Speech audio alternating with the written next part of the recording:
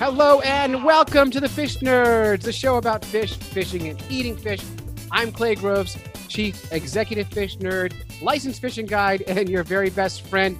And I'm back. I have not made a podcast in like a month, and I've been trying to find time to do it. And then today, our friend Andrew Lewin from Speak Up for Blue said, "Hey, Clay, when's your next podcast coming out?" And I said, "Well, can you help me make one?" And then here he is. Andrew, welcome to the podcast.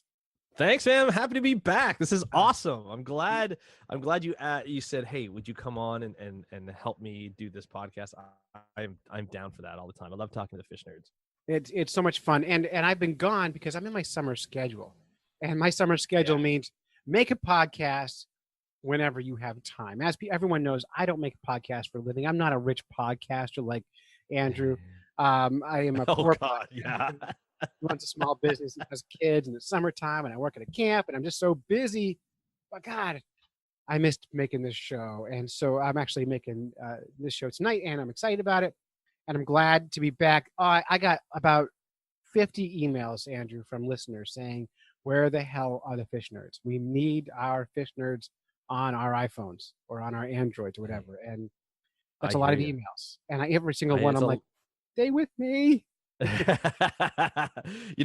I've actually been telling people on my podcast about fish nerds, so some of them might be my people coming over and being like, "Hey, Andrew told me about the fish nerds, so where are you?" But I've been talking about fish nerds all the time. I actually said it in one of the podcasts I recorded today that will be coming out in the next couple of days. Well, be sure and tag me in it because I like to hear my name. My ego needs it. It's funny. You're a conservation podcast, right? Yeah. And do you ever do an episode or an episode when you're in real life? Do you ever have any conservation faux pas?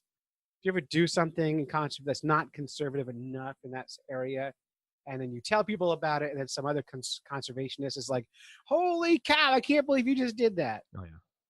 Does that happen to you? For sure. Yeah. Well, I don't know. I you know what? The one thing I do when I come out is I always say I'm not perfect, and I don't expect anybody to be perfect. And so when I talk about conservation, I talk about, sort of conservation to live for a better ocean. A lot of the times I'm just like,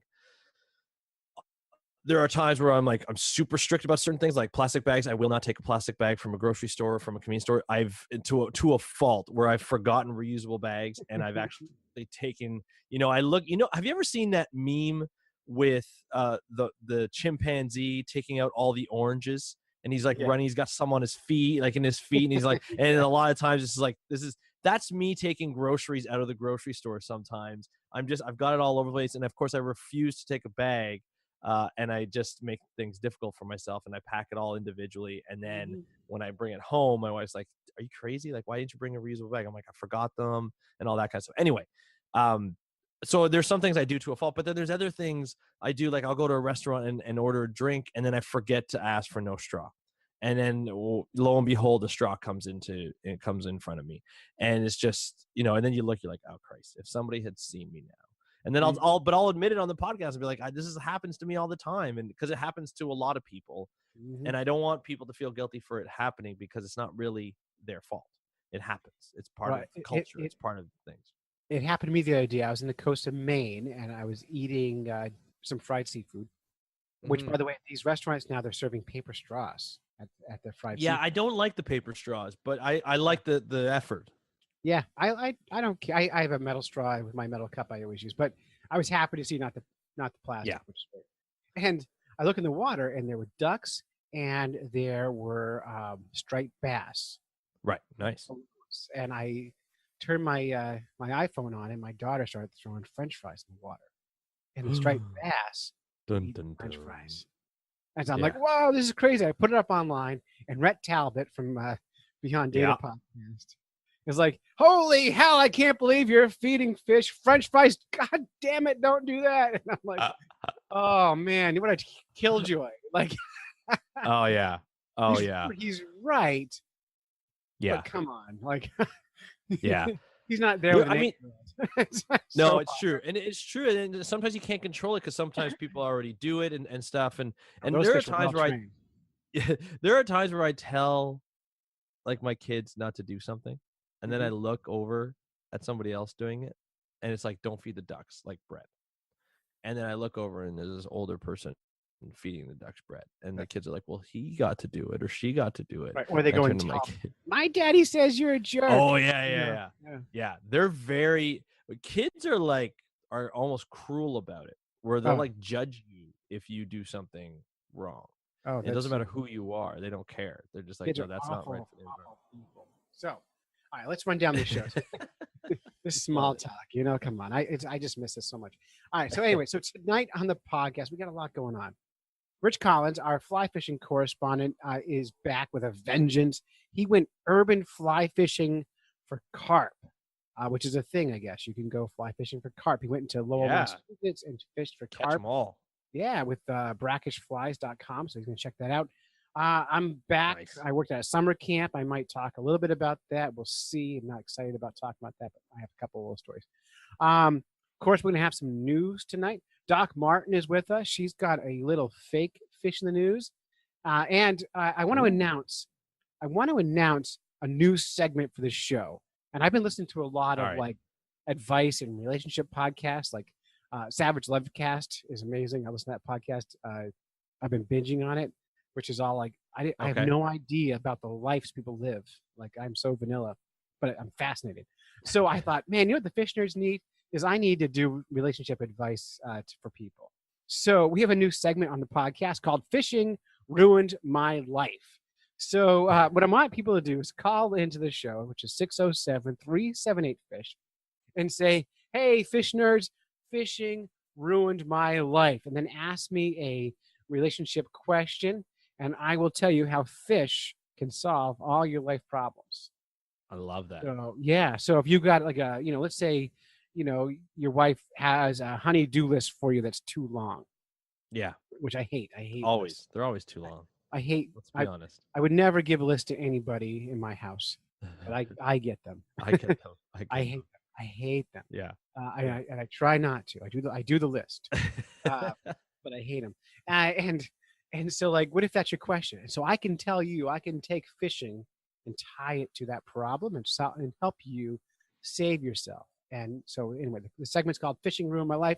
I can answer questions about family interdynamics, sex, which would be really fun because I know all about fish sex, and anything else you might have. Call them in. Be funny. Be creative. Use fake names if you don't want to use your real name. But if you do, that's cool. If you run a business, you can mention your website. That's totally legitimate. And we will use them on the show starting on next week's show. In fact, John King, the crappie hippie, is co-hosting next week's show with me, and he will help answer our very first question, which I've already gotten. So nice. You can still get him in 607-378-FISH. Ask us anything about your life, and we will solve it with fish. I love it. Yes, it should be fun. But hey, Andrew, you're here. I am. And I think you're the guest of honor. Well, thank you. And you've made 500 episodes of your stupid show. I am so impressed. I was so proud of 200. And you're going, 200, huh? Yeah, 200. Yeah, I did that like 2 years 5 ago. years ago. Yeah. 500 episodes. What the hell is wrong with you? I like to talk, man. I Oh, like to you talk do. to myself a lot, and I like to talk about the ocean. Mm-hmm. Yeah, I don't know why I did so many. I can actually. So after the 500th episode, I decided. I should say, by the way, we should say your podcast is called "Speak Up for Blue." For those who are new to the podcast, and you do an ocean conservation show, and you also are a correspondent for the Fish Nerds. You are our conservation correspondent officially. I didn't tell you that yet, but you are. Okay, I love it. You're gonna be on our website as our conservation guy, our go-to guy for conservation talk. So you're part of this podcast, but of course we're going to talk about your ocean conservation stuff. So 500 episodes, and why do people care? You know what? That's a great question. People are always fascinated by the ocean, and I think what I've been telling people, this is why I think people love it so much, is because I don't cover what's covered in the mainstream news. Mm-hmm. If I do cover stuff in the mainstream news, I go deeper and give it, sort of a marine biologist twist. So when you listen, I am a marine biologist. Yeah. So I give it from the perspective of other marine biologists. So what we talk about all the time. So other scientists, like there's science Twitter, and I have a lot of marine biologists that I know through Twitter, and we discuss certain issues. And so when these issues arise, I give it from that point of view. And they also, when you come to the podcast, you also speak to people who are involved in marine science and conservation from all different aspects. I mean, you were on the show to talk about, sustainable seafood, right? Yep. And it made Yeah. sense because you dealt with a lot of sustainable seafood, especially from a recreational fishing point of view, as well as just from a science point of view. And you took part in a citizen science program and everything. Mhm. And so people like that because it's not like Jacques Cousteau and all the Cousteau family talking about this, which is really high level stuff, or Sylvia Earle, who's amazing, but right now she's talking about really high level stuff and more political stuff than anything else. What we do, I want the people who are doing the work. I want the Yeah. people like on my show, like the people who come. I want the people who actually are making a difference, whether it be small or large. It doesn't matter. That I'm building a platform essentially for people to discuss how they conserve the ocean, and whether they're scientists or conservationists, if they do it as a career or not, it doesn't matter. They get to tell their story, and the audience just eats it up because they're like, oh, this is really cool. They get to know scientists, and they're just like, oh, so they're not elitists. They're not these snobby scientist people. They're actually people who struggle just like we do. They don't get paid a lot, but they love what they do, and they want to help the ocean. And Right. so Get that that's sort of passion. what. It, And you yeah, have this Facebook group, the Speak Up for yeah, Blue group on Facebook. And I'll tell you what I love about that is when I'm on that site, I'll post a question and actual real scientists are there to yeah, answer. So a fishing guy like me who has a yeah. sciencey brain but is not a scientist has access to all these people. And I actually, for our show, believe it or not, we pull a lot of the news from your site, and That's awesome. I do steal guests from you on occasion as well. So Absolutely. Keep telling people. I've guests lined up the wazoo for you. oh, good. So we'll talk after. But yeah, I keep telling him like you got to come on Fish Nerds Pod. There's David Schiffman, aka at Why Sharks Matter. He is Yeah. huge into fisheries and recreational fishing. He's been doing this thing with land-based shark fisheries recently with Florida. They've just come out with new regulations, or they're proposing new regulations. He Mhm. was part of that policy change, or being an expert in that. He'd be a great guest. He'd be a great person to get to know and to tell other recreational fishers what's going on from the science point of view and from a protected species point of view as well. But because he also works with recreational fishers, right? So he's got that understanding, and then He he's got the gets it. science and the conservation as well. So it's a really fun dynamic that we have, and we have people on like that. Yeah, it's totally cool. And we interact with these people. I see them on Twitter all the time, same Yeah. people. So it's really cool. So how did you celebrate your 200th episode? My 200th or my 500th? 500. I can't count that high. I get you know what? 500 Actually, I actually recorded my 500. You almost said maybe say 200. I know. My 500th episode in Singapore at the Singapore airport, the Crown Plaza airport, with a good friend of mine. I was coming back from a conference in Malaysia. We had a day in Singapore where we slept overnight. I stayed in a hotel there, and we recorded a podcast. We did 10 years of science communication. So we went back 10 years, how it all started. He has a website. This is Andrew Thaler. He has a website called Southern Fried Science, really Good popular name. website in our space. And you know it, right? Mhm. Yeah. And so we basically sat delirious in a hotel room at like 10 o'clock at night after doing this wonderful walk in a marine like an island like marine park, with a friend of ours that we met at the conference, who did a guide tour all over the place, and it was awesome. We walked for like 9 hours because the next day we were going on a 16-hour flight to LA. So we were like, we need to walk as much as possible. So we were exhausted. We were probably a little dehydrated, exhausted from the conference, and then we decided to do this podcast, and we had literally a laughing fit before we did the podcast. But I was like, what better way to celebrate the 500th episode than doing it in a different country? So that was cool. Yeah, and it doesn't get much more much different than that. Singapore. It's amazing. That's so cool. And I Yeah. asked you to bring a topic that you wanted to talk about today, and Yeah. so you brought with us. You wanted to talk about fishery slavery. Yeah, a very hot topic, very uplifting topic. But no, this is Always rely on you to bring us up. Yeah, this is what scientists do, right? We bring Yeah. you the optimism. But actually, this actually does have a happy story. So at the end, anyway. So I had the opportunity when I went to this conference called International Marine Conservation Congress in Malaysia this year. Runs every 2 years, and this is the second year or second time every 2 years when we run this conference, we give out an award called the Jairo Mora Sandoval Bravery Award. Now, this award is for This people rolls who off your tongue, do. by the way. You can just It say it now. does, doesn't it? Yeah. If I were Spanish, it would roll a It's like a lot little better. But poem. my Yeah. Spanish is horrible. But anyway, this bravery award essentially is for people who exemplify bravery while they're doing marine science and conservation. And what's happened, and Jairo, the award is named after Jairo, who is a sea turtle biologist in Costa Rica. And in 2013, he was actually murdered for trying to protect sea turtles. Him and four other female colleagues were ambushed by poachers who they were protecting the sea turtles from. So what happens is they protect the nest, they stay around the nest, they guard the nest so that poachers can't come and grab the sea turtle eggs and destroy the nest and destroy all the eggs and sell the eggs for food and whatnot.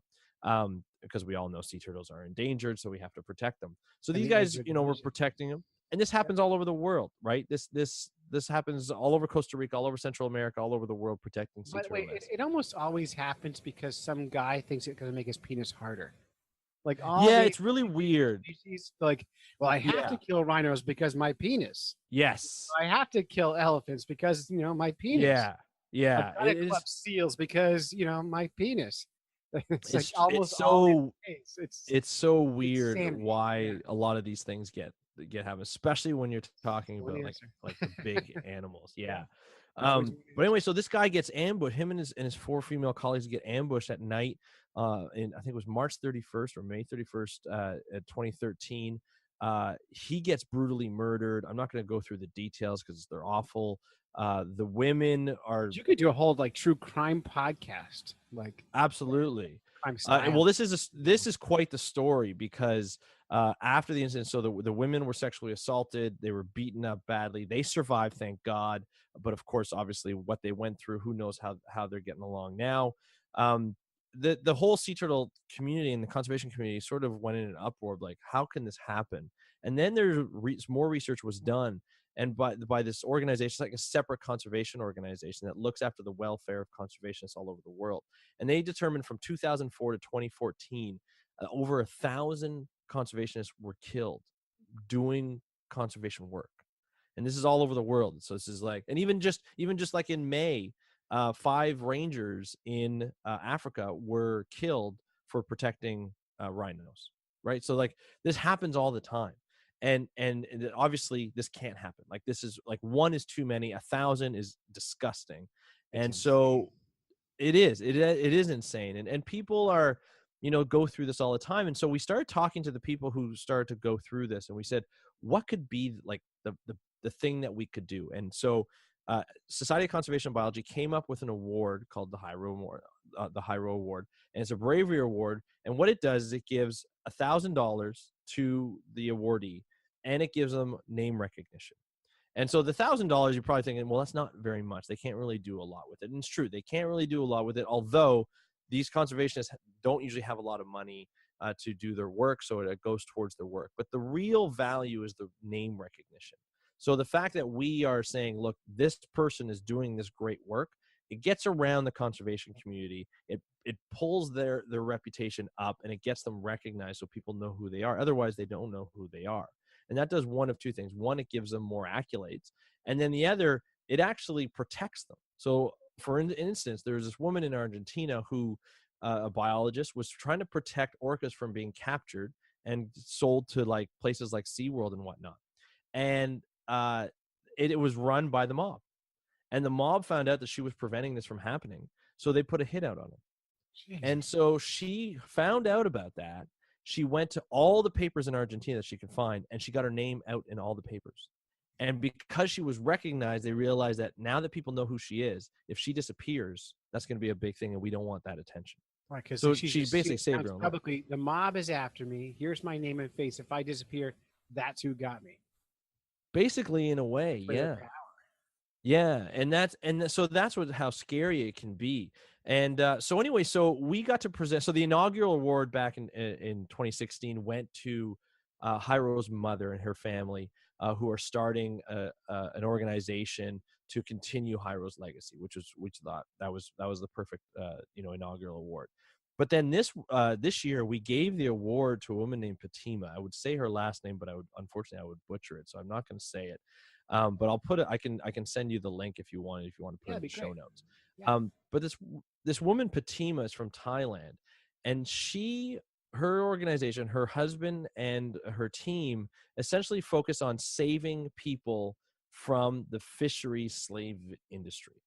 And this is a big thing in international fisheries, especially in Southeast Asia. A lot of people from Indonesia, a lot of people from the Philippines, a lot of people from Malaysia, a lot of people from Southeast Asia and Thailand, they get taken or they get hired, quote unquote, hired on these boats, get barely fed. They barely make it to shore because these boats are out full time a year. They're barely getting fed. They don't get meds. If they get sick or they can't work, they get thrown overboard. Okay, this is like human rights 101. Like if anything needs to be done, it has to be done here. But because it's in international waters and because nobody really has a lot of proof, they can't really do anything. So what happens is a lot of times, I guess they can't keep the fishers on the boats. So what they do is they put them on an island, like basically a deserted island in the middle of the Southeast Pacific, and they chain them up or they put them in cages so that they can't go anywhere. Barely any food, and if they survive, great. If they don't, who cares? That's the feeling that these people have. That's the disgusting part of this business. So Fatima finds this out, and her team go to these different islands within Southeast Asia that she gets like hints of where they are, and she frees them all. In 3 years, she freed 3,000 men. 3,000 men in 3 years. She didn't have any money, and she didn't have any sort of diplomatic ties to help her out from Indonesia or from because that's where a lot of these islands were from. Right. They belong to countries, but they're basically deserted. And so, and not only does she rescue them, but she brings them back to Thailand, and her team ensure that these fishers get basically equivalent to Thai citizenship.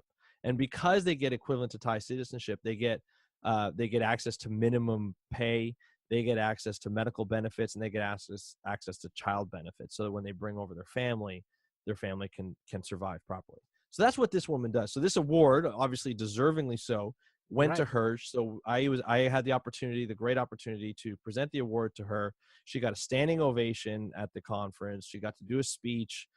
She got access. We flew her from Thailand into Malaysia. She got full access to the conference and whatnot. Everybody got to interact with her, and it was wonderful. On top of that, where the recognition comes in was the fact where once people found out through Twitter, through everybody sharing this woman's story and everything like that, another organization approached us, and this was an organization I forget the full name, but it's something like the Slavery Hero Award, and essentially it's people who are out to stop slavery and help people get away from slavery.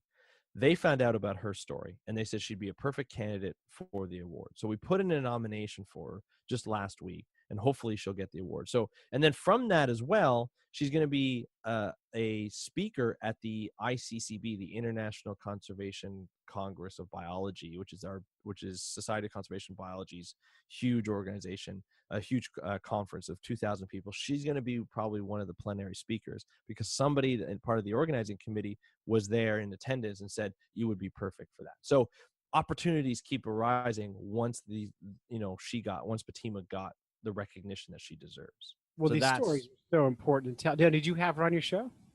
I haven't had her on a show. You had She's a not chance. complete. I had a chance, but she's not. She can't. Her English is not that great, and Mm-hmm. she is a little bit worried about that. So I asked her if she wanted to come on the show, but I don't think she felt comfortable. She did a speech, but it took a little convincing to get her to do a speech. So Yeah. I wanted people to hear her story. She did a very good job for someone whose English is not her first language, but definitely want to get that story out. And so what we're doing, just to let you know, a little plug, I guess, is we can only give one award every year, every 2 years. So what we've done is we've actually started a GoFundMe campaign where we're trying to raise enough money to give 5 more awards next time. So you're trying to There get are a lot of $5,000 every 2 years. $5,000. Yeah. Which is So not a far lot of we've money, raised. It's not a lot of money. It's not a lot of money. And so far we've raised about just over $1,300 for that. Great. So Well, I can send you the link for that if yeah. people. And we'll put the links up at fishnerds.com, and we'll also share awesome. that in our private Facebook group and in all the Twitters and Instagrams and all those things that you can get access That'd to be it. awesome. And look, the cool thing, and a lot of people kind of miss this with the GoFundMe's and all these crowdfunding things is if everyone just gave like $1, that's where the difference is. It's not, don't have to give $5 or $20. It's a buck. It's from a little goes a lot. It's that incremental stuff. And we're all beaten down by GoFundMe's. I mean, every time there's a fire in town, there's a GoFundMe. You're like, well, don't they have insurance? So a lot of times you see GoFundMe's for stuff that doesn't matter, but these are one of those things that matters, and it goes to a good cause. So we'll throw some cash in that pile. The Fish Nerds always appreciate that. Always that'd be awesome. That'd be awesome. I appreciate. If I have any audience after being off the podcast for last month, we might be coming back to our 4 core listeners. And no. The Fish Nerds audience is loyal. I know they're gonna salivate, just waiting for another one. 50 people at least will be waiting for another Fish Nerds podcast. And I should email each of them individually and say, "Here it is. Oh, by the way, have you given me any money yet?" You want me to continue? Yeah. Okay. Here's some money. Yeah. All right. But I just find, it's one of those things where these stories, they really inspire you. And meeting her, like this woman is like, usually you'd think, oh, freer of slaves, this person has to be like 6'1" and just massive because they show such bravery. She's 5'2" and probably in her 50s and is just powerful. This wonderful woman, but just completely goes on these boats. And I mean, these boats, they're not yachts or anything. These are just like the boats in like Dunkirk, and like, there's no protection from storms or anything like that. She just grabs people. She sees them in cages and chained up, and then she brings them home. You can't beat that kind of. It makes me feel like such a big wuss because I feel like a hero because I got a dog from the Humane Society. I'm like, I got a rescue. Yeah. Meanwhile, this woman's like really rescuing stuff, and I'm like, I swung on a rope and kicked in a door and rescued a dog. And I just gave him $100. Like I don't. It's true. Whole rescue thing is so silly. So real heroes, and then there's like us. You and me who are just wusses. Exactly. Oh yeah. I don't know if I even said in my speech, I said, I don't know if I could do this. I really don't know if I would have excuse my language, the balls to go up and do that. You never know what could happen. Yeah. Right. Like it's not an easy thing to do. I don't know. I like to think if it came down to it, I would do the things. Mm-hmm. But knowing myself the way I do, I probably would talk a good talk and then get there. Like, no, sorry, you guys. Yeah. You slaves. Bye. You go ahead. I'll go on the next one. I'm gonna write a letter. Yeah. A stern letter. Yeah, I'm gonna angry. I'm gonna just call our president and solve it. Get right on it. Sorry, buddy. Right on it. Yeah, you're out of luck. I'm glad there's better people than us in the world. Yeah. Oh, for sure. For sure. What a hero. That's so funny. Not funny that she had to do that. I mean, it blows my mind that slavery's still a thing. I know. Like, it doesn't make any sense. I know. I mean, to think like, it's a disgusting practice in any time. But to think that it still happens to this day after we all know what it does and what it's all about, it's just it's sickening. It's really disgusting. There's really no other way to describe it. All right. Well, we'll throw some money in that GoFundMe account and move on. And hey, thanks for bringing our show down. Yeah. Hey, I thought this was inspiring. I thought, this woman does this with a small team. Well, no, it's inspiring that she does it. Yeah. The downer is that she has to do it. She has to do it. I agree. And that's what gets me down. I'm like, gosh, like, what if she didn't have to do that? What else could she have done? Mm-hmm. or did she need that inspiration? I don't know.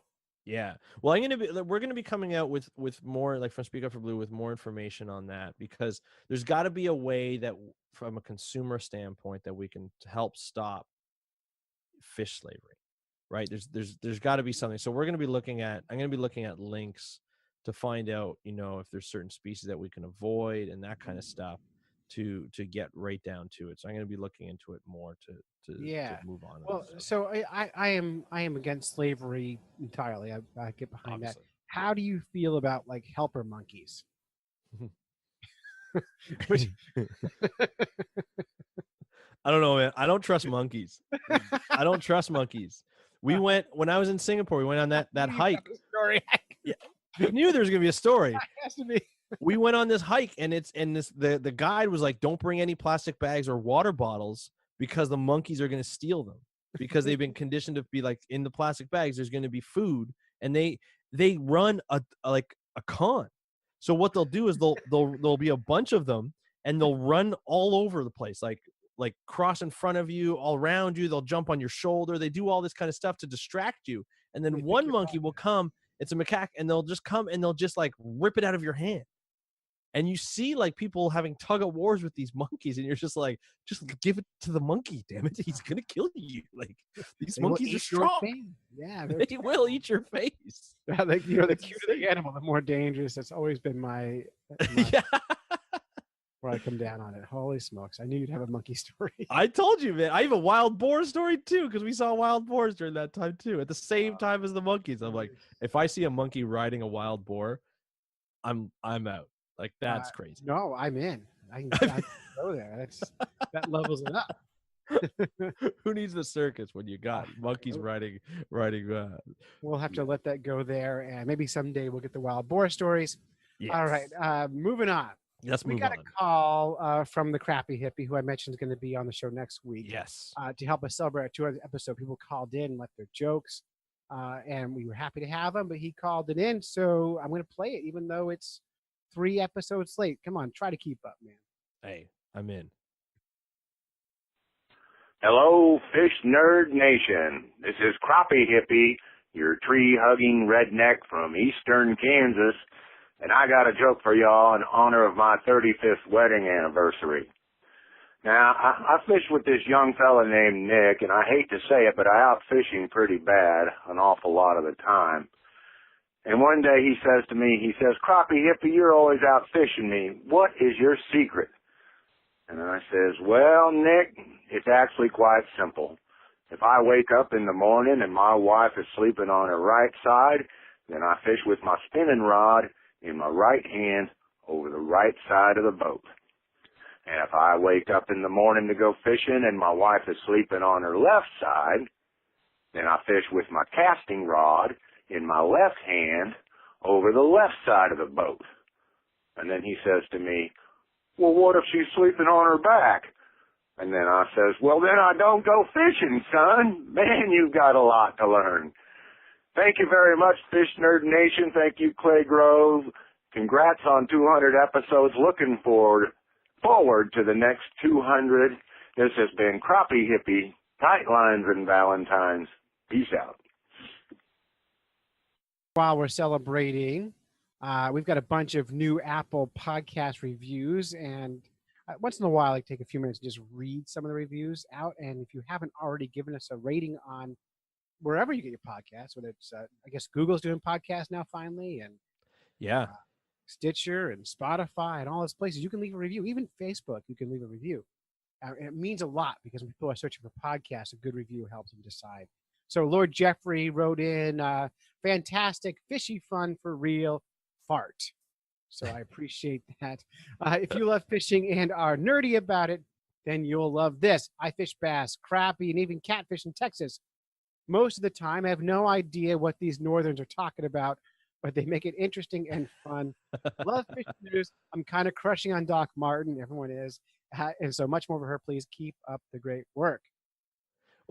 I'll have to admit, Doc Martin's really kicking up her SciComm game, her science communication game, and I love it. Great. Yeah. Yeah, I love it.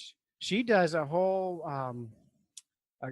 does a whole college course out college teaches that on fake news, I love it. which is basically it's just a critical thinking class, but she uses fake news as the hook, right, to draw Mm-hmm. people in.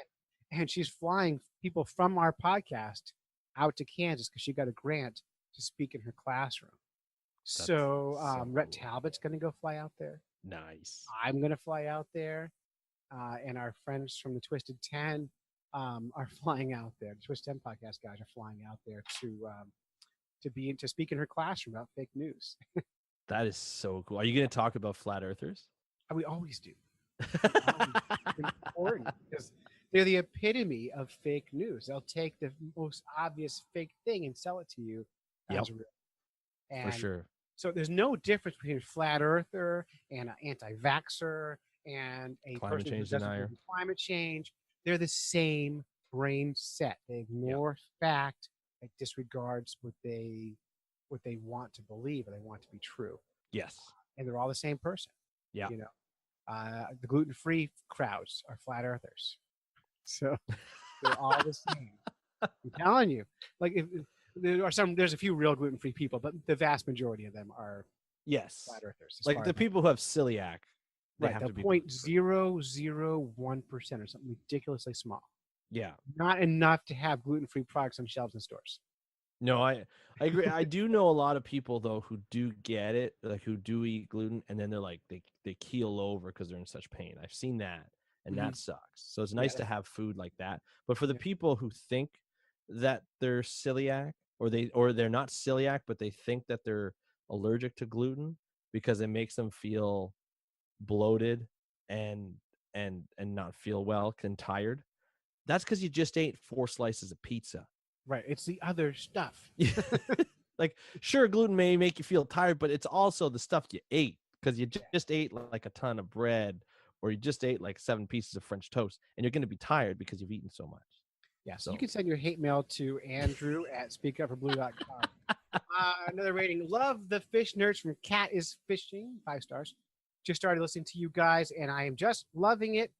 I also listen to the podcast while fishing. I have a question. If catfishing is really for catfishing is really the stinkier bait, the better. I've been using 4-week-old hot dogs, marinated in rotten egg, tuna fish blood, and sardine oil. Cat, that sounds awful. Oh wow. So what question I have for you is, did it work? Yeah. Because for me, just a worm works great, or a piece of chicken liver, and Yeah. you're working awfully hard for an easy fish. That sounds awful. But hey, tell us. Call us at 607-378-FISH and tell us if it worked. We got to know. Oh, yeah. And did you taste it? There's no way. There's no way. I want to see video of that being tasted. No chance. It must have worked. Yeah. Let's see. Honey Dukes gave us 5 stars. Best fishing podcast there is. I can't agree more. Clay's laid back style and love for what he does. It's clear in the show. If you've ever held a fishing pole in your life or seen someone hold one on TV once, this show is for you. Carlos, Life, Death, and Taxonomy. Thank you, Carlos, who actually was on the show a few months ago. So awesome. I love that. That's great. That's right. And this episode is brought to you by the Fish Nerds Guide Service. That's right. We are here and ready to bring you and your family on a guided fishing trip on a state-of-the-art brand new pontoon boat. Yep, I said pontoon boat. This is a comfortable but serious fishing machine. We can troll for lake trout and salmon, which I did this morning and failed. Cast for bass or cruise into a cove and put the hurt on some perch. I was told to strike the word hurt and put a kinder word, and I don't have that. Whatever. I know that. Head to fishners.com for rates or call me 603-986-4335 for bookings. And we are the only guide service in the Mount Washington Valley of New Hampshire that can bring your whole family fishing. The other thing we do a lot of is just cruises. Just to be out on the water is so good.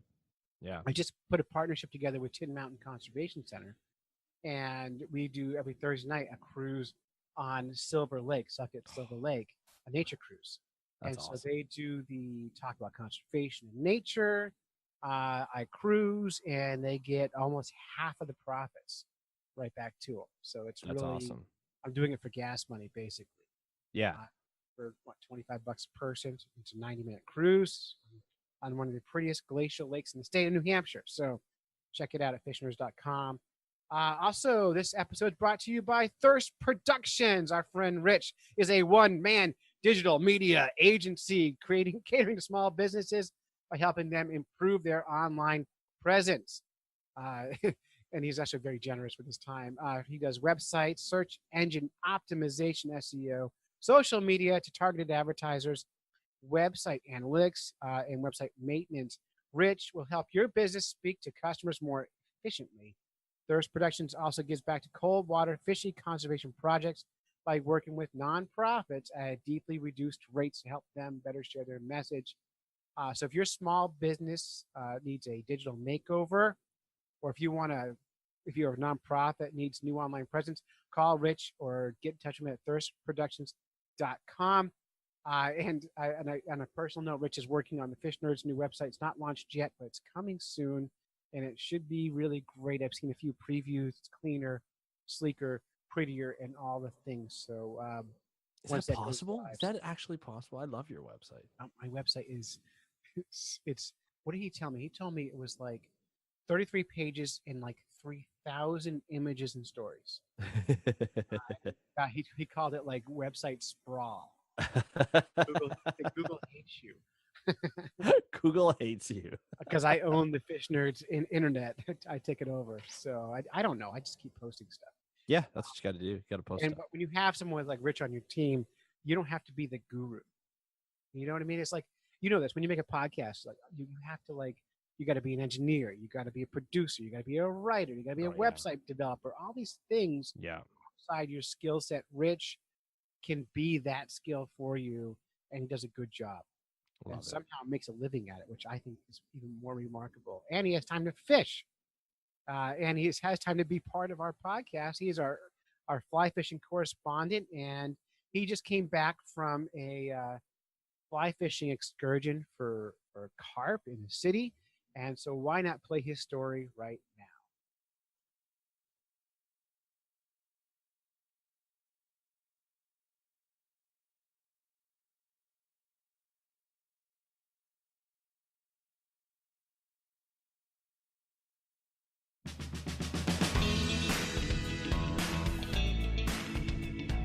I'm sitting here in the downtown Lowell area near Songus Arena with Jeff Klain, who is a guide with his own company, Brackish Flies.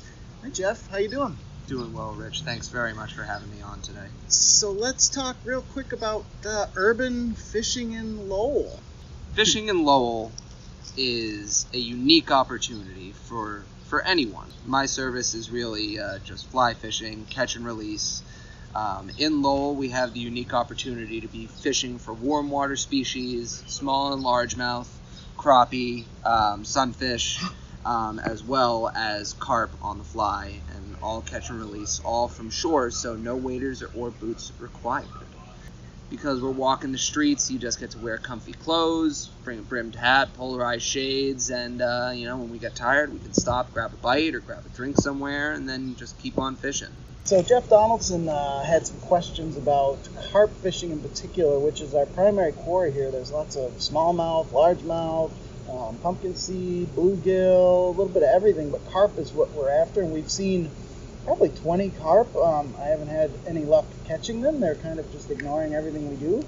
But what is this? Is this like red fishing, he wanted to know? Is it like bone fishing? Is it all of the above? It's not like trout fishing, I can tell you that. Certainly not. I've sort of come to think of fishing for these carp, particularly here in Lowell, where we're elevated above the canals, as closer to being kind of like bone fishing, where you're sight casting for these fish, and you've got to get fly that gets to them at just the right speed. I mean, I've sort of been reading about tarpon fishing lately, where that's part of the equation there, is having the gap between the fish and the fly close at a natural speed. And that's part of this as well. And I'm sure that others like myself have heard the Field and Stream article referenced that it's similar to dragging a plate of ribs or steak or some other sort of savory treat through a nursing home. If it moves slow enough, something will gum it to death. And with that in mind, I try to fish flies that will sink slowly, or move slowly through the water. But that's not to say that that's the only thing that will work. So we're using like a modified mop fly, basically. Yeah, as much as we may get some looks for having said that, we are using the fly that I've had a lot of success with lately is a colorway in an unweighted mop fly. Just tying the mop material onto the hook shank with a bit of UV ice dub has been wildly successful for me lately. But that isn't to say that that's the only fly that works. There are a number of patterns that have proven very effective, and you also have on one of my brackish shiner flies, and I've caught 4 or 5 common carp on that pattern, which it's a streamer pattern that imitates a bait fish. Even if you can't get the carp on the hook, they're just these massive fish, and you see them through the water, and they're like this aquamarine sort of bronze color, and you get them out, you get them in the net, and they're just this golden mass of muscle, and they have these huge scales that are just, there isn't really a fish like them. You know, the fly just pops right out of their mouth because it's barbless, and it's just this set of rubber lips, really. There's no jaw that the hook pierces through. There's no teeth that you gotta avoid. It's just rubber-lipped vacuum. A sort of a dream of mine has been to find a way to make people aware of this fishery and just how incredible it is and the ease of access. This is a thriving fishery. This is how to fish it responsibly. This is a resource that we should be aware of and care about, that maybe people would see it as that resource, as that recreational step away from, you know, the craziness of the city, and maybe positive outlet for energy for kids and for everything. And maybe if they become aware that there are fish in here, we'll see more efforts to clean up the water. There's birds everywhere. There's a great heron staring at us from across the canal, and one of the old mills, UMass Lowell, looks like it took over, but this is all renovated as part of that national park, which I guess I never realized when you talk about Lowell. Part of the charm of being in Lowell is, we're on the water, but there's also people walking by, there's construction going on. This is not your typical fishing excursion. But I think that's part of the charm as well. It was first urban national park. I think it was actually made a national park sometime in the 80s, I want to say. But now National Parks does tours all through here. They take people out on a canal boat where you actually get to go through the lock system. There's a trolley that runs through the city that is free to ride for anyone. That runs, I think, from March until October.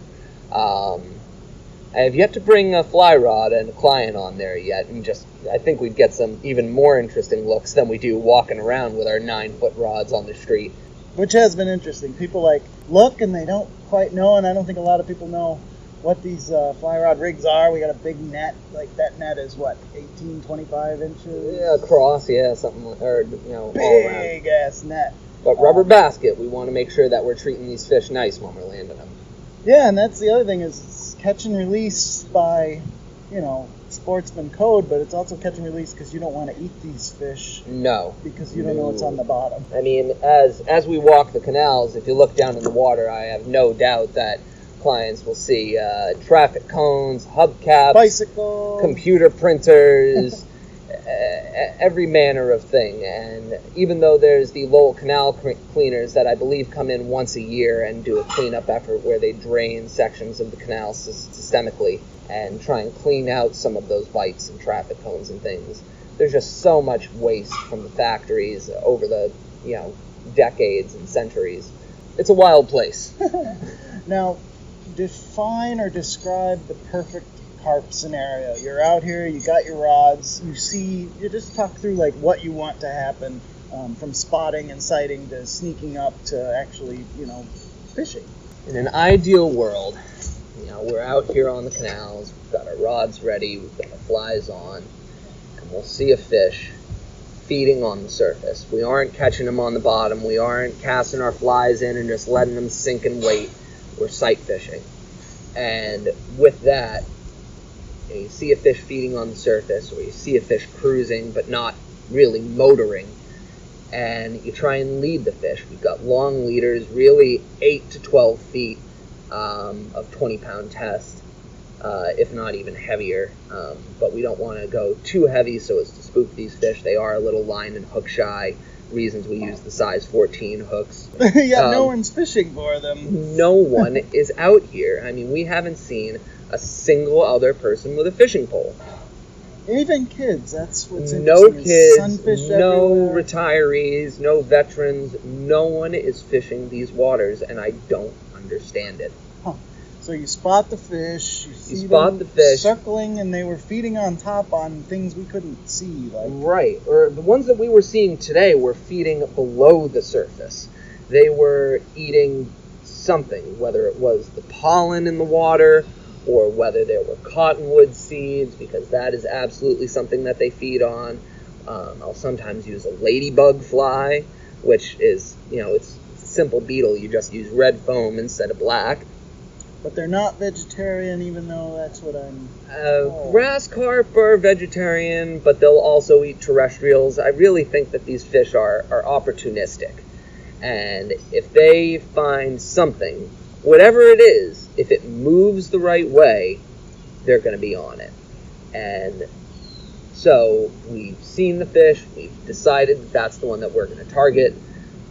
You try and nail that presentation on your first cast, because if that fish sees that fly and starts moving towards it, and you twitch it the wrong way, it'll spook, and that fish is gone for at least the next 5-10 minutes.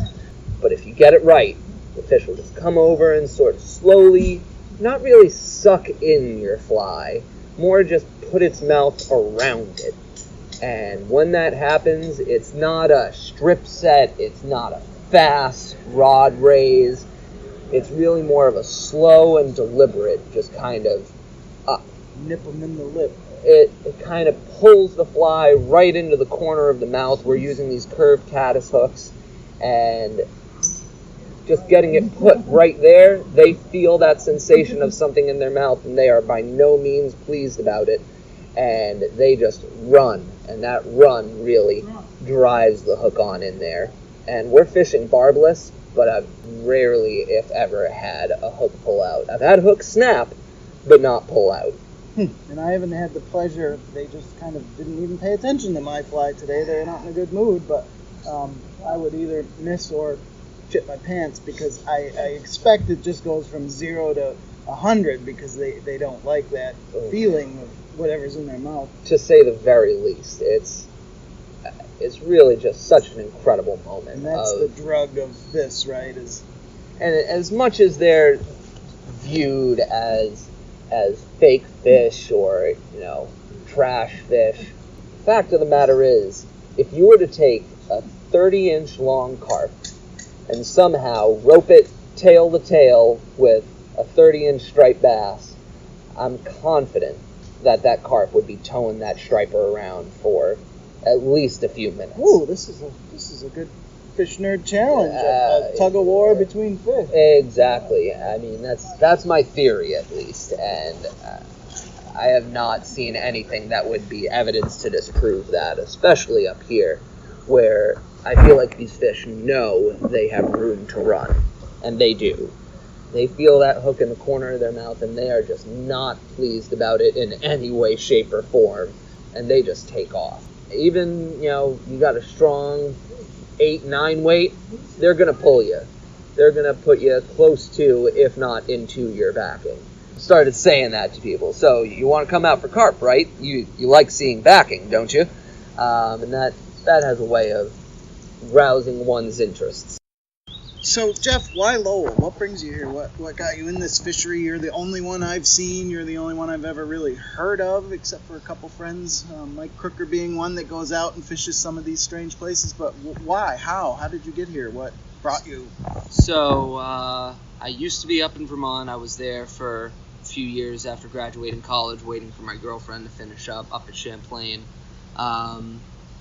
And when we moved down to Lowell in 2014, I was walking around the town a lot looking for work, trying to stay local. and I found an opportunity at Lowell Telecommunications Corporation, which was really across the street from my apartment building, and right in between was the Pawtucket Canal and swamp locks, and looking in there each day made it Irresistible. all the more. It was. Now, it was just kind of like I looked at the canals and said, I should try fishing, shouldn't I? And I had never done any fishing really before that. I think if I had been spin fishing 5 times in my life before that is even probably generous. My parents didn't really do it. My grandparents didn't really do it. But moving down here and looking at these canals, something in me said fly fishing is the way to effectively and efficiently target the fish in these waters. Now, swamp locks, that doesn't sound real attractive. What are these canals in the history a little bit, just briefly? Because they're right through the city. They're very nice. They're all lined with flowers and ivy, and there's different levels. Some are high, some are low, some are murky, some are flowing. What are they? So the canal system is it's part of what made Lowell, or parts of Lowell, the first urban national park. So it is a part of the national park system. Sort of surmise, looking at the canals and as we walk through the city, that these were made to divert the flow of the Merrimack on its way out to Newburyport to provide power, hydroelectric power, for these mills, which were for textiles and leather goods. And these waterways used to have, power stations at each one, and the flowing water would provide the kinetic energy for these mills to be able to make their products. And now, none of those mills are actively operating, so they just really are an incredible warm water fishery right in our collective backyards. And the fact that I don't see people fishing it blows my mind every day I'm out, to be in this beautiful historic place, and there's all these old brick buildings and old mills, and it's very different though. It's by no means your typical fly fishing experience. My business is Brackish Flies. I'm based here in Lowell, but I guide all over the state. I take people out here in the city for the carp and warm water species. I do sort of intro to striper trips, wading striper trips out to the North Shore and South Shore. During the fall, there are some streams that, for those that are really die-hard and are ready to go at the drop of a hat, can come out for landlocked salmon. Wild trout during the earlier spring and fall, when we've got nice cool temperatures that are hospitable to them. And in order to get in touch with me or ask about any of my trips, you just reach out to me over Instagram. I've got a Facebook page, also Brackish Flies. There's a website, brackishflies.com. You can reach out to me directly via my email, which is my first name, GEOFF, @brackishflies.com. And I'm ready and accepting bookings for anything 2 weeks in advance from a given day. So it's not all urban fishing. You run the gamut, which is interesting, which we'll have to do some other time. But I know how to wild trout fish. I know how to striper fish, but I've never carp fished, and I've never been in Lowell fishing or any city. I've never done this, so this is a great eye-opening opportunity. I'm so glad that we could have you out, Rich. I mean, that's what we want to show people, is the city it's up and coming, to say the very least, and this fishery needs... Oh, there goes our heron friend. Just saw him swooping off down towards the Merrimack. It's an incredible place to be able to come out here for a few hours in the morning or afternoon, either before or after work, catch a few fish, go home for dinner, or go to the office. It's tough to beat. These trips aren't as big of a commitment. Like if you go steelheading, you have to fight for parking, fight for space. You can come out here with drive Jeff. all the way out there. We're right here in Lowell. It's not like we're out in the middle of nowhere. There's free parking. We meet at my place. We cruise into town for full day trips. I make pretty solid lunches. Lately, I've been doing a 12-hour cook on a beef cheek. That's been pretty wild, from the good guys at Alpine Butcher, my favorite shop right around the corner. I've seen the posts. Yeah, they don't mess around, and they treat me right. They get me the good cuts, and it shows. So you customize all your trips. You don't have out of the box. No, and that's sort of my thing and what I try and achieve. I want everyone to walk away from one of my trips just saying, "Wow."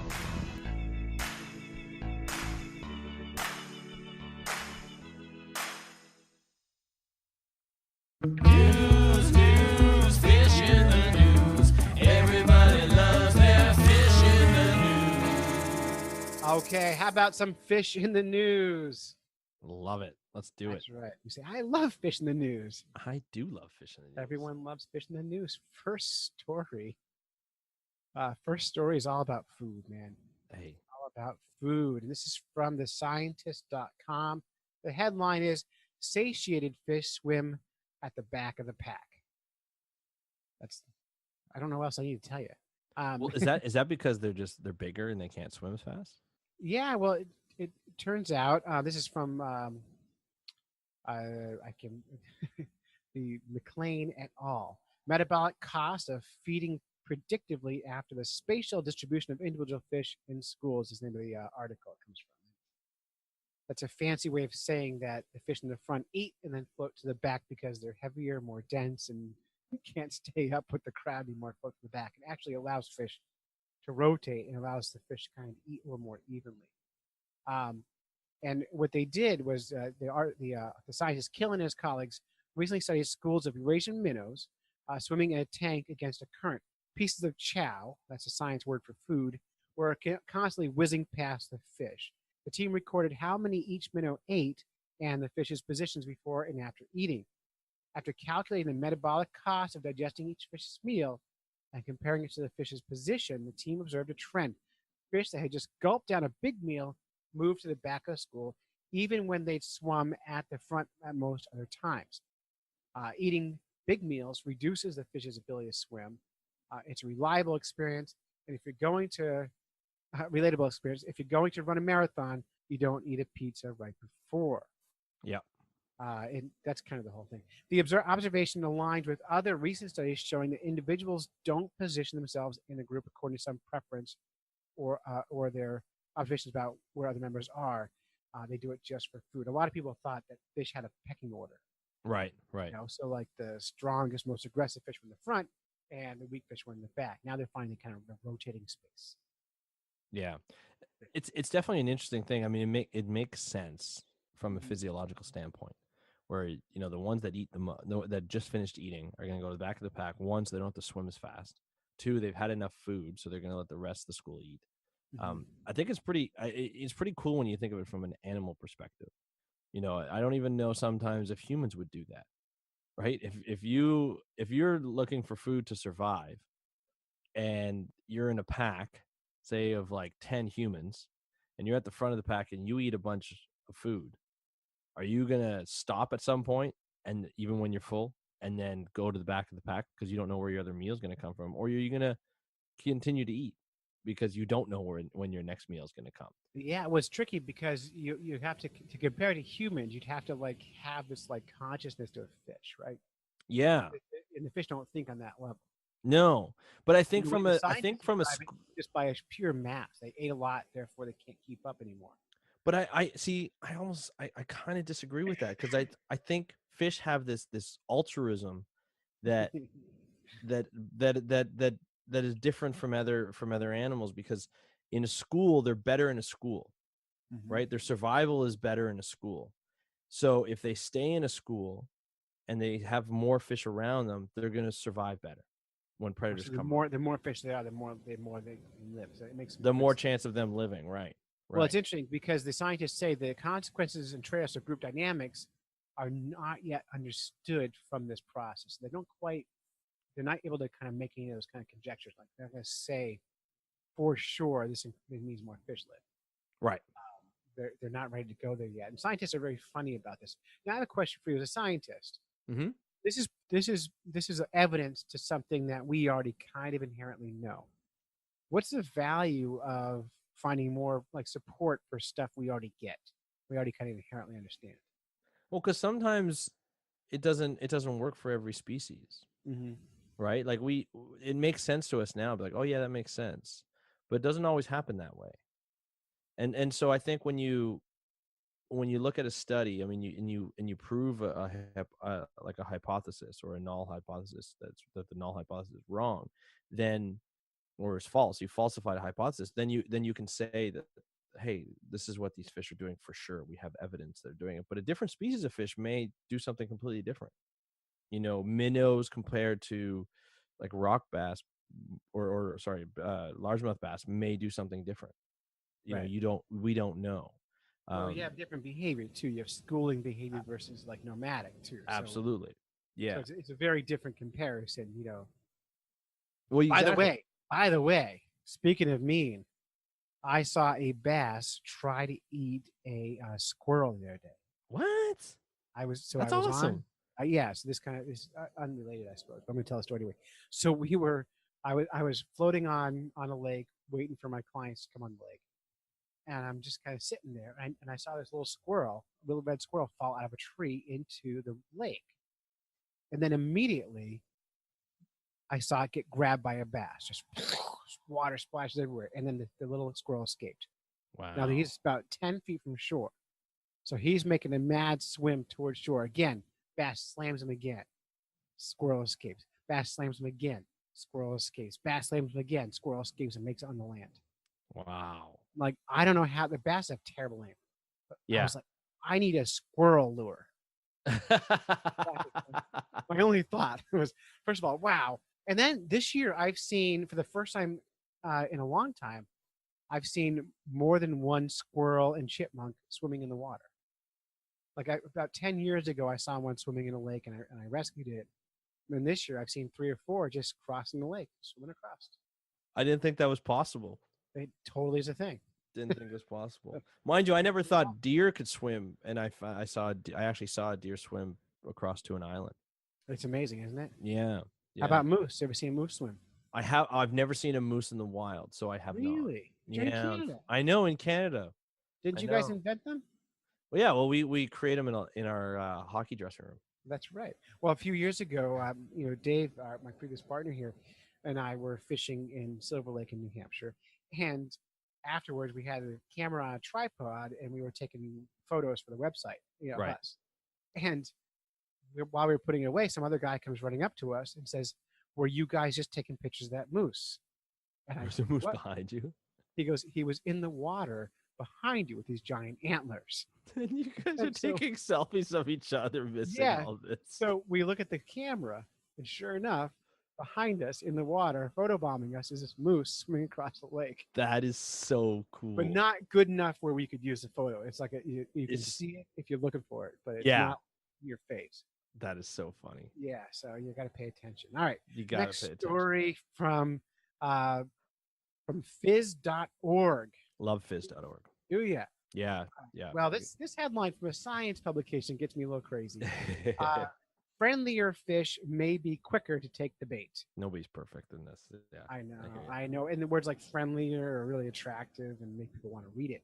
The bluegill on your dinner plate might have been more social than the rest of his group, according to a new study from the University of Illinois. And its removal from the lake could mean major changes for the remaining population. There's a reason for everyone's first fish is a bluegill. They are social fish, forming big groups around structures close to shore. And it seems like their social behavior and aggression would be super important in terms of angling vulnerability, says Michael Luzin, lead author on the study and graduate students from the Department of Natural Resources. Testing the hypothesis meant a week's worth of fishing for Luzin, an avid angler. And so here's what he did. He built an experimental pond. So Right. the only fish in this pond were bluegills that he got from a hatchery. And he was able to tag each individual fish, right? So he had them all marked up. So he knew. And he gave him 5 days living there so that they could act like fish, which is enough time apparently to a scientist to have them act normal. And he and another friend fished the pond using regular equipment and methods for bluegills, like worms and jigs.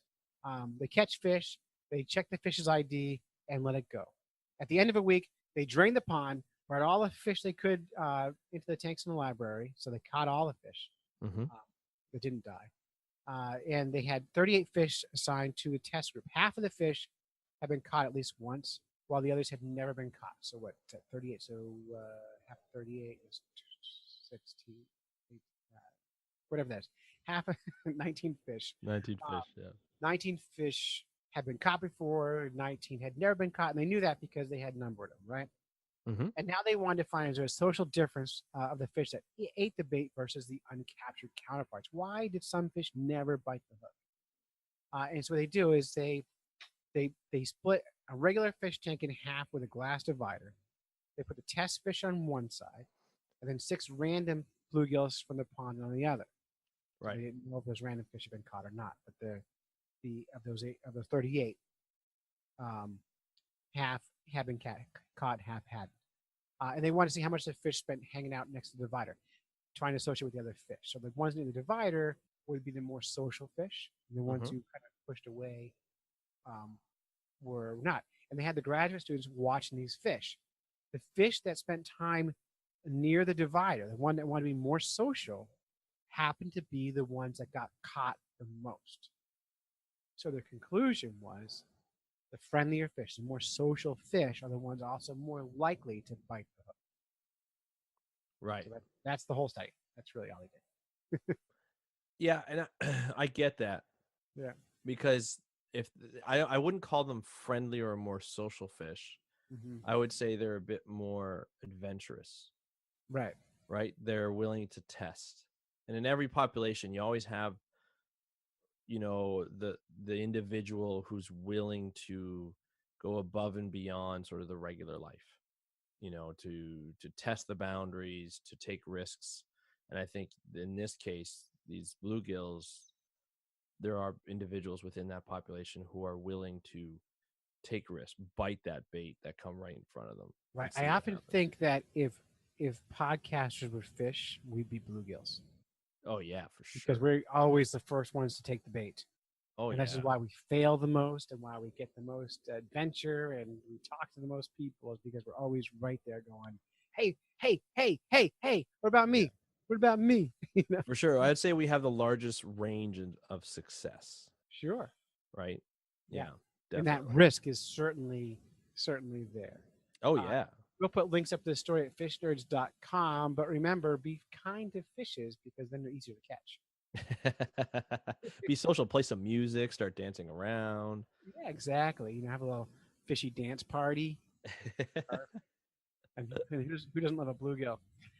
Nobody, everybody loves bluegills. Everyone loves them. So Doc Martin, for those who don't know, she's part of the show, and she's a professor at Emporia State University, and she works with us a lot. She flew out here a few weeks ago and recorded our 200th episode. But while I was driving her back to the airport, we recorded a series of fake fish in the news stories. And she would read me a story and describe it. And my job was to determine, is it real or is it fake news? And so what we're going to do over the next few weeks is play one of those every week Love it. until we've worn them out. Okay, And I'll- spoiler, how'd you do in this one? I'm not going to tell you. Ah, You gotta listen, all right. because I would like listeners to play along and see if you're as good as me Yeah. at spotting. the Now, fake- would you consider yourself good at this stuff after doing that? Well, Andrew, here's my problem. I think most things are fake. Okay, so you're a skeptic. I am totally skeptical. I don't believe almost anything. So when you come across something that you don't believe, do you Mhm. do more research on it to see if it's true or not, or do you just be like, nah, that's not right, and then just walk away? Well, there are some things that I can just flat out disregard. Right. You know, just they're not worth even researching. Yeah. And then there's a problem with me doing research sometimes. Like if you talk to flat earthers, they say do your own research. Oh yeah, yeah. And that often means don't trust experts. Right. Right. And my research is the opposite. My research is I find an expert and I ask the question, or I'll be more willing to trust a scientist than someone who says don't trust a scientist. You know, people who For are sure. educated. So, but mostly you can tell by the tone of a story. Yeah. You can even if you can't quite tell for sure what it is, you can tell when something's wrong. Mm-hmm. And then there's plausibility. Some things are just too bananas. Well, also the first thing I look at is what website. Like if usually it's through social media, right? And you look at the website, Sure. you're like, no, I don't. Well, with places like BuzzFeed, just as likely to be correct or false. Like Oh, yeah. you know, BuzzFeed is not. Not I too don't. bad. I consider BuzzFeed's entertainment. I don't consider it for their heartbreaking news. no, but if you look at most news on social media, it's entertainment, For sure. For sure. and it's very hard pressed. Even the stuff we did tonight on the Fish in the News, it's really written for entertainment. Those are fun Yeah. stories. We're serious. Next week we're going to do some talk about about lead killing loons and some serious stuff when John King comes on. Nice. And we'll get a little more serious. But I've been away a long time. I don't have patience after that slave story you told. I can't do serious tonight. Hey, that was serious. That was a serious story. I Serious. brought the seriousness. You did. I appreciate it. That's why we have people like you on the show. So let's let Doc Martin do her fake fish Let's in the do it. news. I can't wait to hear it. Me too. We're going to keep on this train of fish in the news. Is it real or fake news? All right. Now, this one I definitely wanted to do because I saw it posted on our podcast page. Probably by me or Rich Collins. Probably. Yeah, more likely Rich Collins. Yeah, I think he posts more than anybody now. Yeah, I don't know. I don't. Yeah. And I didn't comment on it Smart. because I wanted to save it. SMRT smart. That's very good. Yeah. You were so close. Okay, so this is a picture from, let's see, a guy on Instagram whose name is @trout_row. Trout row. Trout Row, yes. Okay. Like ROW, not Oh. ROE. Oh, okay. You Too nerd. bad. I thought I liked the guy. No, I don't. Oh, can I tell you? Quick segue, because Okay. I like this story. So, you know that we like fish, FISH, fish. Yes. Okay. So I have a lot of musical friends that like Fish, PH, like the band. Yep. By the way, Vinny, huge fish fan. Oh, good. Oh, Vinny, I'm so sorry that you're going to hate me after this story. I don't think he listens to this show. Oh, no. Well, then I'm not sorry. Yeah. Okay, so I play guitar. You guys all know that. Mhm. You've heard me play for this podcast. And so I go to like jam sessions and stuff with friends and whatever. And I play really terrible songs that nobody likes. And the person I was jamming with, he's a really talented mandolin player. And he goes, "Hey, Erica, do you know any fish songs?" And I said, "Oh, I totally do." And I got really excited. Right. And so I start playing this song, and it's called Three Little Fishies, and it's from Sesame Street. It's like three little fishies, da da da da da, and they do this adventure, and he just like stops and stares at me.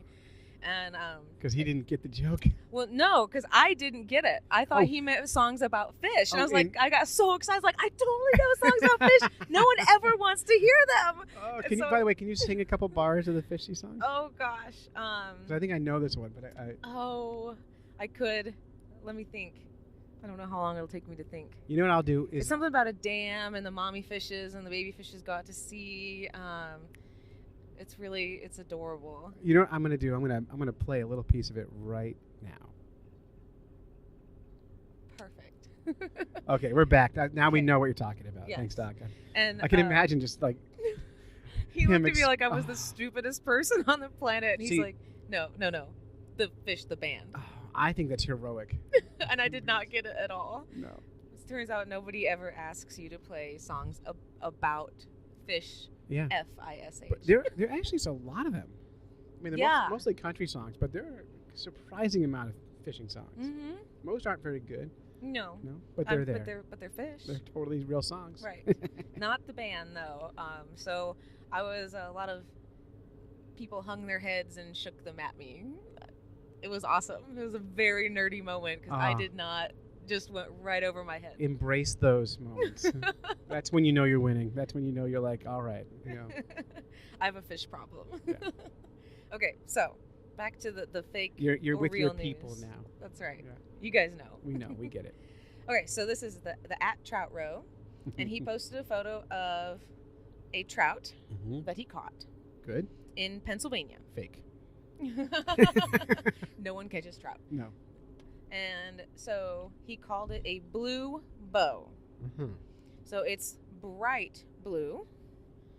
Oh. With a really bright I've red seen that photo. lateral stripe. Yeah. Yes. And so I think a lot of you guys have probably seen this on the interwebs. Mm-hmm. Mm-hmm. And we'll share a picture at fishnerds.com so you can see it as well. Yeah, and now we do know that some of species, like hatchery strains and things, can be a light blue. Sure. That's a real thing. Right. So this is really, really bright. Right. For those who are never going to go to the website and look at this photo, which is most of you, how would you describe that shade of blue? Oh, Just so we can get a visual of this the thing. blue. I don't know, maybe cerulean lavender. How about a color people know? You don't know cerulean? I don't know what lavender is. That's It's great. like purple, like light. I see. I imagine. Yeah. Yeah. Cerulean. Cerulean's a great Well, color. God, I wish I hadn't asked that. It goes really well with chartreuse. Sorry. That's all right. Nothing goes with chartreuse. I don't know. I mean, it's bright blue. Bright blue. Bright bluish purple. All right, perfect. Okay. Don't ask questions you don't want the answer to, Clay. I'm learning. This Yeah. is new for me. And then the red lateral stripe goes all the way from the eye to the caudal fin, and it's really thick, and it's I don't know. It looks like nothing you've ever seen. Yeah, it's unusually bright for something. If you were making alive. a stuffed animal of a fake trout, Yeah. this might be what you make. Yeah. But he's holding it out of the water, and he's super honored and jealous to have witnessed this. # fly fishing. So he made this whole post. So is this a real fish? Is this some kind of genetic monstrosity, or what happened here? I just think it's Photoshop City right there. Photoshop City? It looks pretend, or it looks like it's just a piece of plastic he's holding. It does not, to me, look real. Okay, so I think fake news. all right. So Snopes did in fact reach out to this guy, Oh, and he answered. those bastards! I hate Snopes. Well, at least they gave him credit. Yeah, I know. They won't give you Or credit, look but at they'll give me, this guy yeah. credit. Yep. All right, so here's what he said. Yeah, it's photoshopped, but it sure created a buzz for fun. Well, good on him for the honesty. Yep. You know, it's because we've been known to mess around with pictures and to get attention. So good on him. Yep. So that is fake. Yeah, it is fake, but it did a, you know. The funny thing to me about that photo, it's not that good at Photoshop. So anyone who totally bought into it. Well, and it turns out that people in general are really, really bad at spotting whether something's photoshopped or not. Like, just there's been lots of scientific studies actually showing people pictures and asking them if it is or if it isn't. Yeah. If it's something that you are more familiar with, then you're more likely to recognize it. But people that don't know a lot about trout, they probably won't know. Yeah, and it turns out most people don't know much about fish. And even people who fish a lot don't know a lot about fish. And that's kind of one of the things I'm super glad about having you on the show a lot, Doc, is because you help keep us in the real know. Which is funny because, like, I don't feel like I always know a lot. I have to go and read and do all this That's the stuff. difference. If you go interview the average fisherman and show them 10 non-game species of fish in their state, they can't name them. And they'll have a name for each one of them, but they will probably, I would say, 70% would be wrong. That'd be a good study to do. That would be a good study. All right, fish nerds. We got to do some citizen science on that. I like it. I love it. All right, fake news. All right. All right, and finally, we're about done here, but I want to thank our Patreon supporters. If those who don't know, Patreon is how our show is primarily funded. I have a couple of sponsors who don't give me any money. First Productions is doing a barter for us, and of course, my own guide service. So neither one's paying me. The real sponsors are the listeners and the crowdfunding. So if those who are new to the show, we are funded through our listeners at patreon.com/fishnerds. It's like a Kickstarter for art projects. And so if you like our show, we're asking that most of our listeners to give us $1 an episode. Anyone who gives us $1, we will thank them on the show. Once in a while, I'll mail you some stickers or something fun. Enter you into a monthly drawing. We give away fabulous prizes every month, which I'm going to do next week sometime. And, you know, we have different reward levels. Andrew, this would be so cool. If everyone who liked your show gave you $1 an episode, well, you do 7 a week. Let's say they gave you $4 a month. Yeah. You awesome. would be that's it. You have a living. I have a living. And that's how our show is. If everyone who liked the Fish Nerds podcast gave us $1 an episode, that's $4 a month. I could stop guiding. I could stop writing grants, which is my day job. I could take my wife out for dinner, and I could buy better equipment for the podcast, and pay all of our fees and all the things. It costs a lot of money to run a podcast. It does. So we're asking we're asking listeners to, if you like the show, give us $1, just a freaking dollar. It's no big deal per episode, hard. $4 a month. So patreon.com/fish nerds. I always thank our new supporters. Joe Pacheco just raised his donation from $2 an episode to $5 an episode. That's gonna Joe, get you're a superstar. freaking hero. That's Yeah. going to get him a Fish Nerds beanie, ball cap, which I just ordered more of, so they'll be in soon. Brian, who gave us no last name, just started giving us $5 an episode. That's $20 a month. That's a lot of money. We're not asking most people to do that, Right. but if you do that, after a month of donations, I will mail you a hat. Awesome. You got to at least pay enough money to get the hat. They cost me $14 each, so do the math. There you go. Alan Byrne just started donating at the $2 level, so he'll get some Fish Nerds decals. And we have one person giving us $25 per episode. If you do that, I will mention your business on the show almost like an ad. That person is Josh Lopes from lopestax.com. He's in Massachusetts. He's a good person. He's been donating that much money to the show for a couple of years now, which is great. And some fish nerds have gotten their taxes done with him, or he's done some accounting work for them. So go to lopestax.com Nice. and give him your business. He's giving us money. So give him some business. And we appreciate Absolutely. it. And we've lost a few subscribers, in the last month or so. That's fine. Those people who leave, we still love you. We understand you can't give forever, but someday we'd like your money to come back. You can always lower your number down to $1 and stay with us. In that way, it won't impact you. You won't notice $4 a month. No, exactly. So come Exactly. back. We miss you and we love you. Anyway, that's patreon.com/fish nerds. And that's how we crowdfund this show. Andrew, your show is also funded through Patreon, right? That's right. Yep. Yeah, I get you money. You do. You Yeah. do. As I give you, it's kind of like a one for one. It's a kind of- zero sum, but it feels good. It feels good. It feels good to have that one more person on there. Yeah. Um, Yeah. Yeah, and it works. It's real money every month that makes a difference in these shows, so it matters. It makes a huge difference. Yeah. It really does. Like, honestly, if I could take most of my salary from that, or most of my support from Patreon, it would allow me to focus more on content. Because a lot of times it's, when you have a podcast, it's your own business, and you try and raise money, you try and do other things, and you try and get money from other ways, and all of which takes away from the time you can put into the podcast by putting in more information, getting more people, diving in more to stories and stuff like that. So the more you give, the more you get out of it. There's a really good, return on investment. And like the Fish Nerds and like Speak Up for Blue, you're not going to get this kind of content anywhere else. So it makes sense to support that type of content if you choose to do so and you like the content. Yeah, and you'll be our best friend. So do Absolutely, yeah, you Give us get a shout outs and everything. $1. Yeah. Big deal.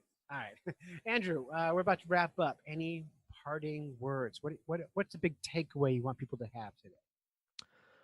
Oh man, big takeaway. Yeah, what's the big finisher? Come on, end strong.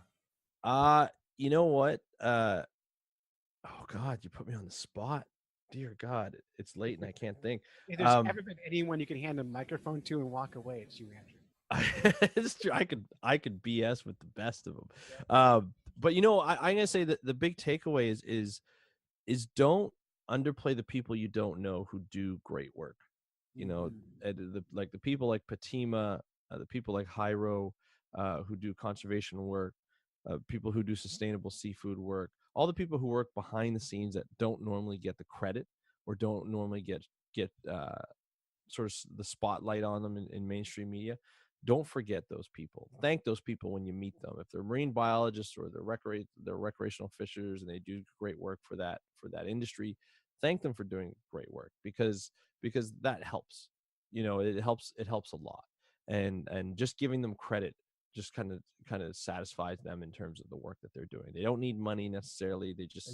They love the credit. They do need money, but they love the credit and they love the fact that you recognize them, and that positivity really helps. So if you see someone on Twitter that's doing some great work, or you see someone on social media, or you meet somebody in person, just give them their props, because they deserve it. They totally do. And kind of speaking of fun, if anyone is in Philadelphia next week, it's Monday, the 23rd of July. Right. I am presenting at PMX at Podcast Movement. You can, if you're on our social media, I'll put links up. So Podcast Movement is the largest podcast conference in the world. It was actually started by a Kickstarter campaign. And I've been asked to compete at PMX, which is the TED Talk for podcasters. Love it. And so on Monday, I will be spinning the prize wheel, the Eel of Fortune, with 8 topics that are fish related that connect also to podcasting. And that will be my whole presentation. Will be spinning the Eel of Fortune at Podcast Movement. It's a free event for Monday at 2 p.m. in Philadelphia. I'll send links out. The Podcast Movement costs money, but that one day you can come and support fish nerds in Philadelphia. I also will be, I think I'm going to be fishing with Carl Hayes, one of our listeners and Patreon supporters, on Monday night while I'm there. I don't think I've told him that yet. But I'm going to try and get on the water with him. And you're going to fish for carp in the urban Philadelphia? Do they have? I don't know what they have in Philadelphia. Carp's everywhere. I would imagine. I wouldn't be surprised. Surprised. I'm honestly, if I can spend an hour catching bluegill, I'd be super happy. Hey, they're social. They want to be your friend. They're so nice. And the crossfishing fish too, so they're great. Yeah, absolutely. All right. Well, good luck, because I won't be able to be there, but good luck. And I'll try and record it as a bonus segment to the podcast. And I'm going to be recording podcasts while I'm there. Put it on Patreon and make people. I should. Yeah, I'm not that good. But I'll try and record it. And then also, my podcast is being evaluated by PRX, which is they distribute This American Life. That's going to be live. That's going to be live on stage during the actual Podcast Movement. So we'll get some big time eyes or ears on the podcast to give us some advice on how to make it better, which I will take, but probably not use unless we start making some real money, because every good improvement costs a ton of money. So, you know what? It's good to get the feedback, but in at the end of the day, this is your podcast.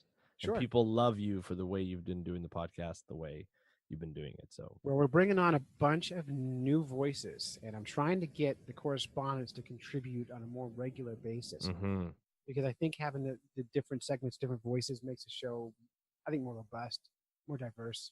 And if you want to work with the Fish Nerds podcast, email me, clay@fishnerds.com, and I will send you a link to a form you can fill out that can get you on the list of potential correspondents, and we can add you in. I'm trying to get I'd like to get about 20 solid correspondents who, like, at least once every 2 months give me a story. If I have that many people, if everyone every other month gave me a story, that would be every single week I'd have 4 or 5 stories, which would be amazing.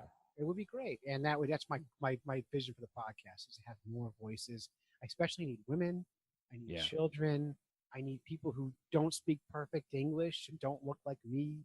I need all kinds of people on the show. There's too many of me in the world. We need diversity. So I like that, and I think what's good too is the way, because when I first started doing the segment on the podcast, on your podcast, I got to record it on my own time and then send it in, and then you would use it and just kind of splice it in. I think that helps people realize that you don't always have to like connect with you to do it. I mean, you could co-host like I'm doing right now, but you can also just do your segment and send it in, and you'll just splice it in.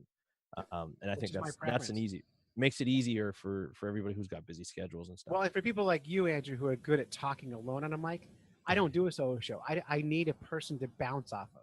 Like, even if you sat there and said no words, I need you there to bounce off of a little bit so I can keep the show moving. Hey, I enjoy it. Yeah, So that's it. You've listened to a bunch of fish nerds when you should have been fishing. We'd like to thank our families for supporting us while we podcast, go on fishing quests, and doing all the silly things that nerds do. Big fat thanks to Andrew Lewin from Speak Up for Blue. Make sure you subscribe to his podcast. We appreciate you co-hosting. Thanks to Doc Martin. Thanks to Rich Collins from Thirst Productions. Thanks to all the Patreon people. And thanks for everyone for coming back now that I'm back. And so until next time, follow the code of the fish nerds. Spawn early and often. Avoid free lunches with strings attached. And swim against the current every chance you get. Awesome. I love that.